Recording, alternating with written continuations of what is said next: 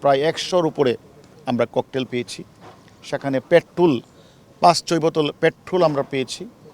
তারপরে ৫০০ লাঠিসোঁটা ২-৩টা রুমে ছিল, ৫০০ লাঠিসোঁটা ছিল। এই কোঠাবিরোধী আন্দোলনকে ঘিরে আপনারা জানেন হাইকোর্টের রায়ের আলোকে আবার সুপ্রিম কোর্ট আগের রায়টাকে অকার্য করে তারা ৪ সপ্তাহের একটা স্থিতি অবস্থা দিয়েছে এবং সাধারণ ছাত্রদেরকে ক্লাসে যাওয়ার জন্য মহামান্য সুপ্রিম কোর্ট নির্দেশনা প্রদান করেছেন। কিন্তু আমরা দেখলাম এর কয়েকদিন পরেই মহামান্য সুপ্রিম কোর্টের নির্দেশনাকে অপেক্ষা করে একটি গ্রুপ তারা বিভিন্ন জায়গায় বসে তারা এক সরকার বিরোধী স্লোগান দিচ্ছে।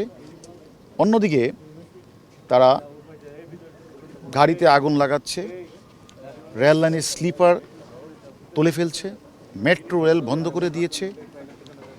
আমরা যারা গোয়েন্দায় চাকরি করি আমরা কিন্তু নিবিড় পর্যবেক্ষণ করছিলাম যে এই আন্দোলনটাকে কোঠাবিরোধী আন্দোলনটাকে অন্যদিকে ধাবিত করার জন্য একটি চক্র, একটা গ্রুপ তারা বিভিন্ন সময় অর্থ দিয়ে, কেউ পানি দিয়ে, কেউ লাঠি দিয়ে, কেউ অস্ত্র সরবরাহ করে তারা এটাকে এই পরিস্থিতি থেকে ঘোলাটে করার জন্য তারা চেষ্টা চালাচ্ছে।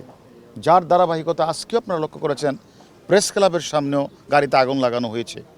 তারা বিভিন্ন জায়গায় ককটেল নিক্ষেপ করেছে। আজকেও পল্টনে অনেকগুলি ককটেল বিস্ফোরণ আপনারা নিজেরাও খেয়াল করেছেন।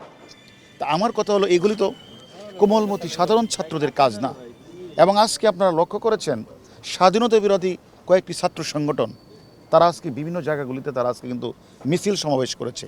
তাহলে এখানে কোঠাবিরোধী আন্দোলন চলছে, মহামান্য হাইকোর্ট একটা নির্দেশনা প্রদান করেছে ৭ তারিখ তার রায় হবে, সেখানে এটাকে অপেক্ষা করে কে বা কারা এটাকে মানে ভিন্ন খাতে প্রবাহিত করার যে একটা অপচেষ্টা, তার ধারাবাহিকতা আজকে আমরা এই অফিসে এসেছি। এখানে এসে আপনারা নিজেরা দেখেছেন প্রায় ১০০-র উপরে আমরা ককটেল পেয়েছি। সেখানে পেট্রোল ৫-৬ বোতল পেট্রোল আমরা পেয়েছি। তারপরে ৫০০ লাঠিসোঁটা ২-৩টা রুমে ছিল, ৫০০ লাঠিসোঁটা ছিল, ৬০টা দেশি বিদেশি অস্ত্র ছিল।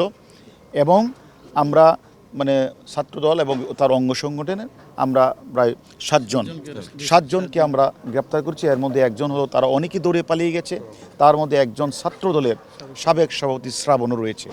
আমাদের কথা হলো আমরা যাদেরকে গ্রেপ্তার করি তাদেরও জিজ্ঞাসাবাদ করব তারা কেন, কি উদ্দেশ্যে, কারা এই অফিসগুলিতে লাঠিসোঁটা থেকে বিভিন্ন অস্ত্র তারা রেখেছে। এক দ্বিতীয়ত হলো আমরা এটাও দেখেছি একটি গ্রুপ যেমন অর্থ দিয়ে বিনিয়োগ করছে, অস্ত্র দিয়ে সরবরাহ করছে, আবার তারা গুজব ছড়িয়ে বিভিন্ন পরিবেশটাকে বিভিন্ন দিকে মানে ঘুরিয়ে নেওয়ার চেষ্টা করছে। তাই আমরা বিনীত অনুরোধ করব যারা এই গুজব ছড়াচ্ছে, যারা এই ধরনের অর্থ বিনিয়োগ করছে, যারা এখানে বিভিন্ন লাঠিসোঁটা সরবরাহ করছে, অস্ত্র সরবরাহ করছে, আমরা মনে করি অতীতেও যারা এই অপরাজনীতি বা ষড়যন্ত্রমূলক রাজনীতি করছে তাদেরকে আমরা ছাড় দিইনি।